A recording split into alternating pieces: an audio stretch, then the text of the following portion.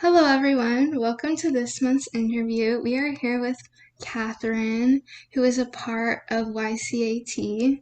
So, would you mind just telling us a little bit about yourself and your organization?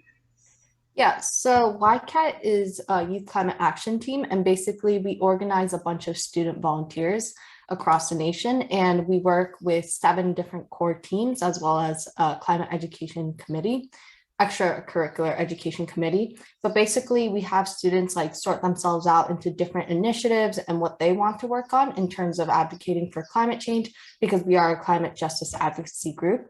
And so it's really exciting for all sorts of students to come together. Like, we're not all necessarily in the same state or anything. It's literally anyone who just happens to come upon our organization and just is interested in our goals. So anyone can come in, get onboarded, and then choose which teams they want to work with, and then get into all sorts of initiatives and projects that we have going on. Like if you're interested in writing, I'm the director of press, so you can always write for our blog or our newsletter. Other times we can have people come into like logistics maybe and help the onboarding process. Other times people can go into the finance team and then help get grants and all sorts of cool initiatives. Yeah. That's a really amazing initiative. I really appreciate that y'all are doing that. So, would you mind sharing just kind of how you got involved with it for other people maybe looking to get involved as well? Kind of how did you go about starting your mission and getting involved with it? Yeah, so personally, where I live is where the founder of the organization happened to live as well. So like I had friends where like I would see on their Instagram accounts that they had the YCAT website in their bios. So I would just be interested and be like, okay, let me just check this out. And then that's how I got involved. But I know a lot more know about YCAT through TikTok, because I know our social media team is really good with like advertising YCAT, and that's how many people come to find out. But personally, I just saw my friends volunteering for YCAT, so that's how I got involved. And then I was really interested in its goals, so I got really active. And within YCAT, we are pretty good with like promoting members who are active and show the willingness to actually lead. So I quickly became an editor for the YCAT press team, and then became the director of press. But that's how I got involved. I know not it's not the same for everyone. That's really great. And just to clarify, because there may be people watching from maybe all over the country, are there positions for all different skill types and different locations, or do you have like regional teams or something like that? Um, well, so our leadership positions will mostly be for our seven core teams. Like we have the seven directors. And then within the different initiatives, we also do have leaders within those. It's really like a flexible process. It's not like there are set positions based on certain skills. It's really more of how much work you're willing to put in into our organization. And even if you start out like let's say for press, we don't give leader positions based on how good you necessarily are at writing. I mean, I guess for like the editors, you do need some writing experience, but generally it's about how much you're willing to commit to the team and just how active you are. Yeah, that's a really great mentality to have.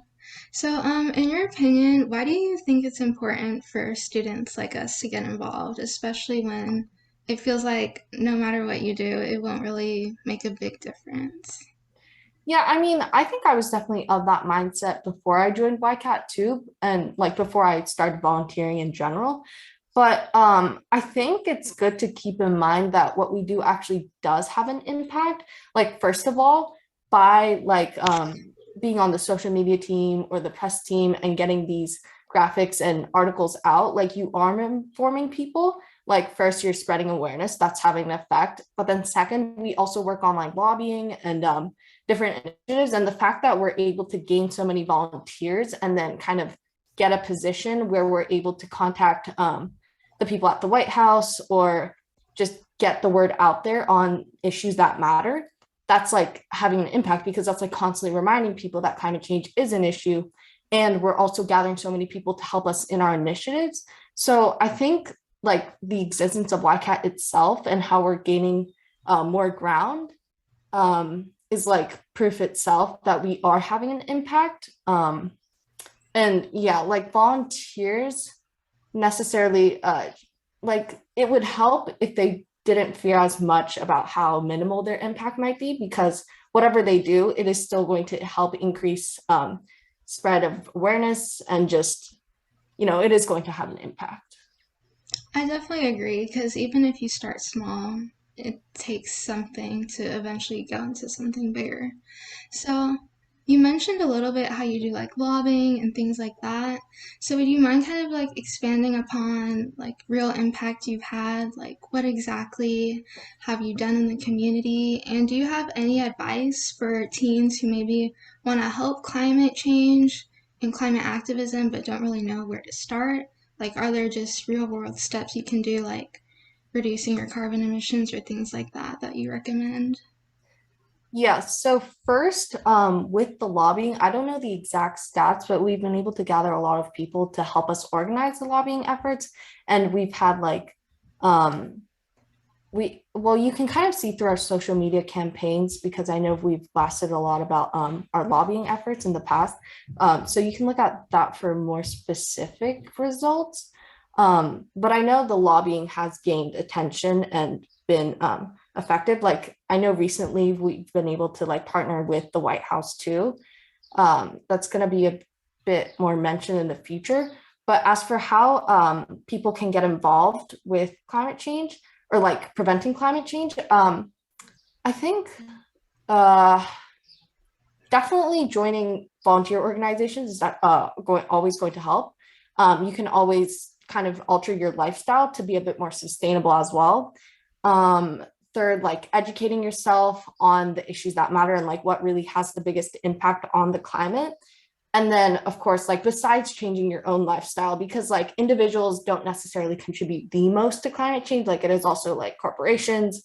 So like advocating for better policies, and just figuring out what exactly is contributing to climate change and then acting on that is always going to help. And to get yourself more informed, you can always join these climate organizations and then figure out what others have to say. So joining the conversation and just getting knowledge on what you can do properly to help climate change is going to be the best thing to start with. I definitely agree with that. It all starts with education because if you don't know what's happening, you won't know how to make a difference about it.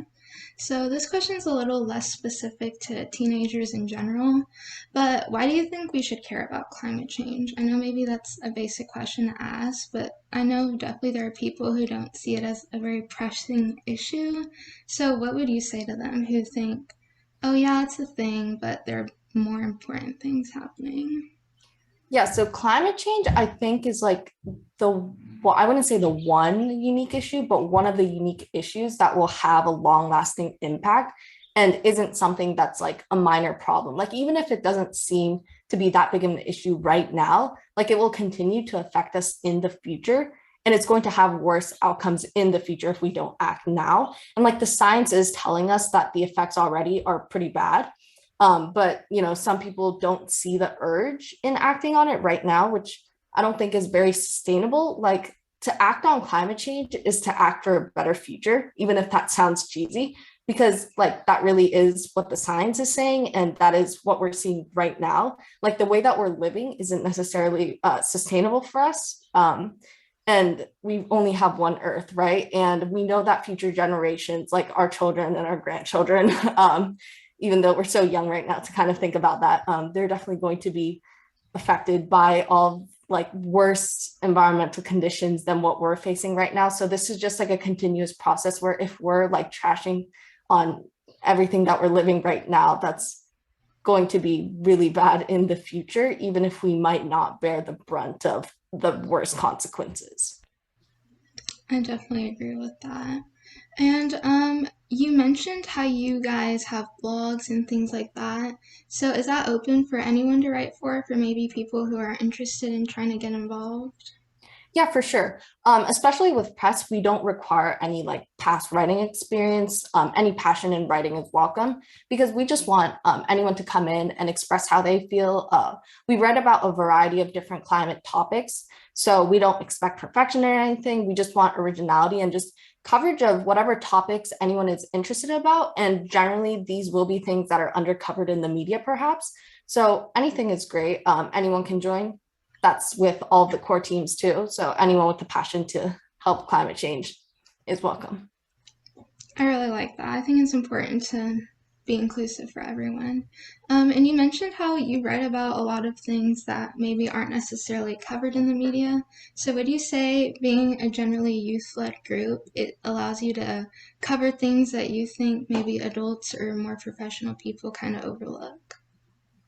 Yeah, I think that is definitely the case. So obviously we'll be covering things that are often seen in the news by adults, but we also cover other like tips and just other topics in general that maybe, yeah, adults do overlook.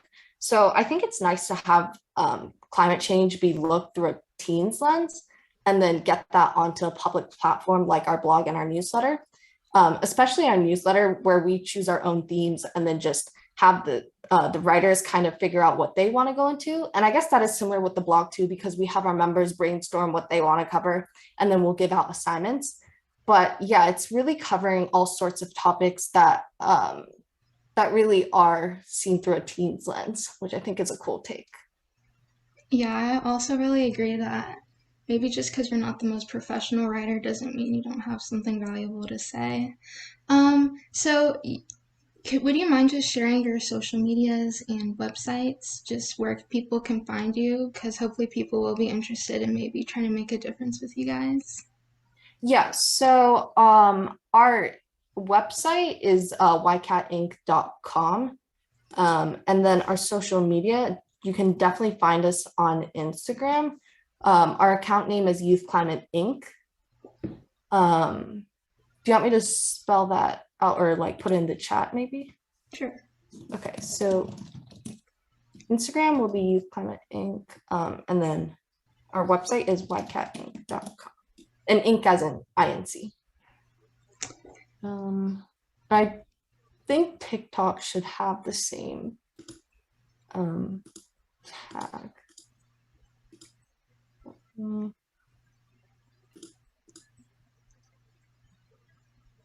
Yeah, so TikTok will be at Youth Climate Inc. as well. And I'll definitely put that on our website for people who want to see more. And just really quick to wrap up, this isn't necessarily climate specific, but why do you think teenagers should get involved in global issues in general? And what would you say to someone who believes that no matter what they do, it won't really see the big effects? Well, I think it's always helpful for teens to get involved just so first they can have exposure to many different people who care about the same issues as them. And even if you're not necessarily sure whether you're going to have a substantial effect, like it's always good to just kind of branch out and see where your interests lie and what you can do to potentially help the world. And like the activities that we do within YCAT itself is really fun for a lot of volunteers. And it's a good way to kind of spend whatever free time you have, just knowing that you're having some kind of impact on the world, and then perhaps seeing the results of it be positive, like especially let's say you're on the social media team, you design a graphic for us, and then we get it out and you see positive results. And you've seen like first, you've done good work on the graphic, but second, you've been informing people who have seen the graphic. So it's like small steps like that you can take within different volunteer organizations like YCAT, where you can learn that you are having an impact, but also have fun in the process and also get to know others who are in this, who have the same interest as you. So it's a good way to just maybe get out of your comfort zone and realize you do have an impact on the world. Well, thank you so much for sharing about your organization. I know it definitely means a lot to interview another young person and see the work they're doing. So I really hope it's had an impact on someone and encouraged someone to also make a difference. Yep. Thank you so much for having me. Yes, thank you.